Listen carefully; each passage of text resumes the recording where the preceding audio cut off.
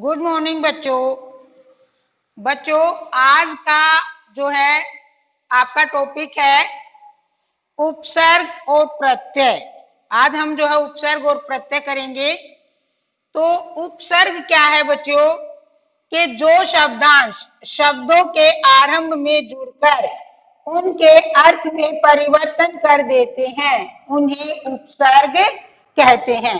ये बिल्कुल बहुत ही आसान टॉपिक है दोनों के दोनों, और एक दूसरे से संबंधित भी है। दोनों एक दूसरे के आधार पर आप अच्छी तरह से इनको समझ सकते हैं, और आपने जो ये पहले भी कर रखे हैं तो आपको ये कोई भी कठिन नहीं लगेंगे। एक बार सिर्फ थोड़ा समझने की बात है कि जो शब्दांश जो शब्दों के आरंभ में जुड़कर उनके अर्थ में परिवर्तन कर देते हैं उन्हें उपसर्ग कहते हैं।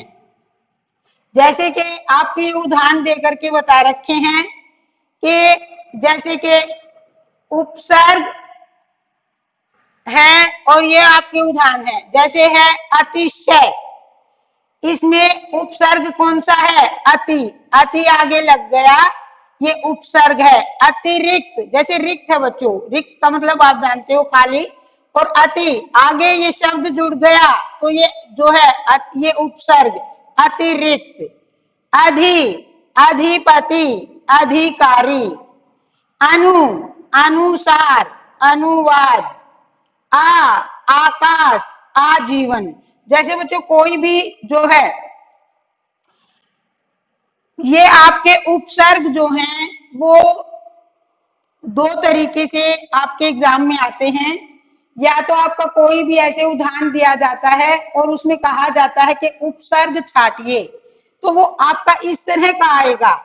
कोई भी आ जाए, जैसे कि अनुसार आ जाए और आपका आएगा कि उपसर्ग छाटिए, निम्न शब्दों में से उपसर्ग छाटिए, या निम्न जो उदाहरण दे रखे उनमें से उपसर्ग छाटिए। तो जैसे कि आपका आ गया अनुसार, तो आपने आगे उपसर्ग लिख करके लिखना है अनु। इसमें जो है उपसर्ग कौन सा है? अनु। जैसे अनुवाद, अनु। कोई भी इनमें से शब्द आ जाए तो उसमें से आपको जो है उपसर्ग जो है वो छाटना है कि इनमें से उपसर्ग कौन सा है। जैसे सुगम, सु, सुपुत्र, सु।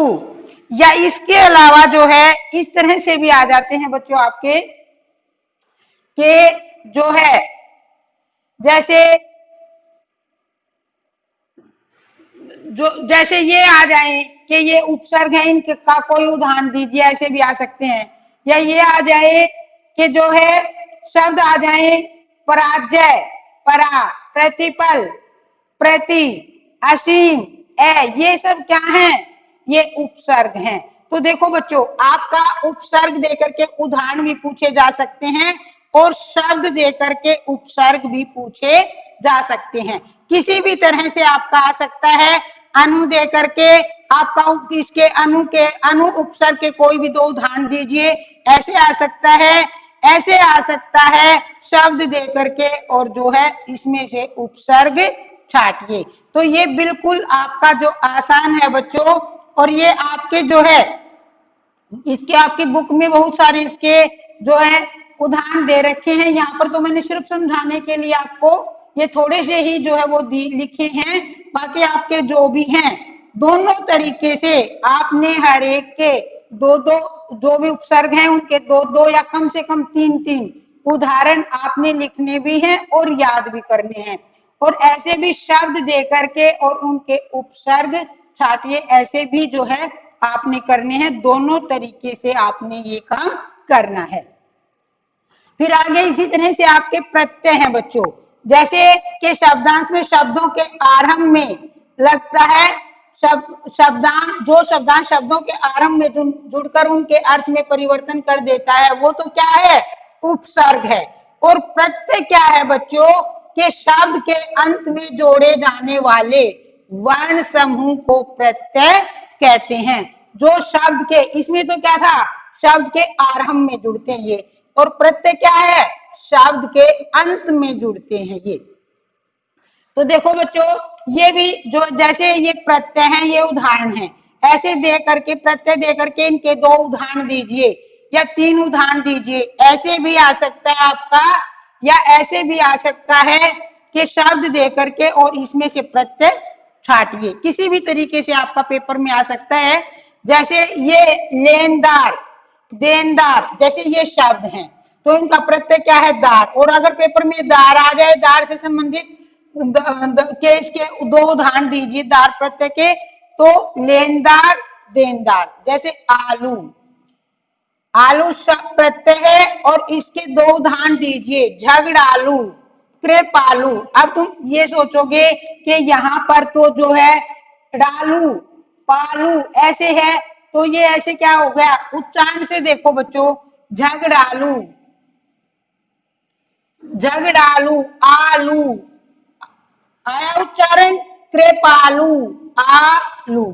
ठीक है। अक, धावक, अक, पालक, अक, तैराक, आक, चालाक, आक, लिखाई, आई, सिलाई, आई। उच्चारण से ही आपको जो है वो पता लग जाएगा। जैसे आओ, चढ़ाओ, बचाओ, ता, मनुष्यता, सरलता। देखो बच्चों, आपने ये क्या करने हैं, ये आपने याद भी करने हैं और आपने ये समझने भी है। पहले तो प्रत्यय के दो दो तीन तीन उदाहरण याद कर लो। जैसे दार का है, देनदार, लेनदार, आलू, झगड़ालू, कृपालू, अक, धावक, पालक, आक, तैराक, चालाक, आई, लिखाई, सिलाई, नी, ओढ़नी, कहानी, आओ, चढ़ाओ, बचाओ। इसके अलावा आप एक बार इस तरीके से भी करो कि शब्द लिख करके और उनके आगे प्रत्यय लिख करके, वो प्रत्यय कि इसका क्या प्रत्यय है। ठीक है, ये शब्द लिख करके और आगे इनके प्रत्यय लिखना भी सीखो। तो ये जो है दोनों तरीके से आपने जो है ये करने हैं। फिर इसके अलावा बच्चों, जैसे आपका जो है ये दोनों का भी बता रखा है, शब्द दे करके उसका उपसर्ग भी बताओ और प्रत्यय भी बताओ। जैसे ये शब्द दे दिया अपमानित, इसका उपसर्ग बताओ। तो आपको जो है पता है बच्चों कि उपसर्ग क्या लगता है? शब्द से पहले लगता है और प्रत्यय कहाँ लगता है? शब्द के बाद में लगता है। तो देखो, अपमानित ये शब्द है आपका, तो उपसर्ग क्या हो गया? अप, और प्रत्यय क्या हो गया? अपमानित, इत। ठीक है, इत प्रत्यय हो गया। अनुदारता, अनु उपसर्ग हो गया, अनुदारता, ता प्रत्यय हो गया। दुस्साहसी, दो उपसर्ग, ई प्रत्यय। बेचैनी, बे उपसर्ग और ई प्रत्यय। तो कुछ शब्द आप ऐसे भी लिख करके और ऐसे प्रैक्टिस भी करें कि उसका उपसर्ग भी बताओ और प्रत्यय भी बताओ। इस तरह से आपके ये दोनों अच्छी तरह से हो जाएंगे। अब ये उच्चारण वाली बात बच्चों, जैसे मैं आपको बता रही हूँ, जैसे आपको नहीं पता लगे इसका जो है संधि करके आप देखो, संधि विच्छेद करके देखो। पाठक, पाठ प्लस अक, तो ये अक जो है इसका क्या हो गया? प्रत्यय हो गया। कलाकार, कला प्लस कार। ममेरा, मम प्लस एरा।